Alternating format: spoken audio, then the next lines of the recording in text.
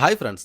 ഇന്ന് ഡ്യൂട്ടിക്ക് ഇറങ്ങിയപ്പോൾ ഞാനൊരു പകുതി ഉറക്കത്തിലാണ് ഉണ്ടായിരുന്നത്. കാരണം ഇന്നലെ രാത്രി നമ്മൾ ആടുജീവിതം കണ്ടിട്ടുണ്ടായിരുന്നു. ടാറ്റ പറഞ്ഞ കുട്ടി ഡോറും അടച്ച് ജോലിക്ക് വേണ്ടി കയറി. എന്നാൽ പകുതി എത്തിയപ്പോഴേക്കും തിരിഞ്ഞു നിന്ന് ഒന്നും കൂടെ കൈയൊക്കെ വീശി കാണിച്ചു. അത് കഴിഞ്ഞ് കുറച്ചും കൂടെ നടന്നിട്ട് അവൾ പിന്നെയും കൈ വീശി കാണിച്ചു.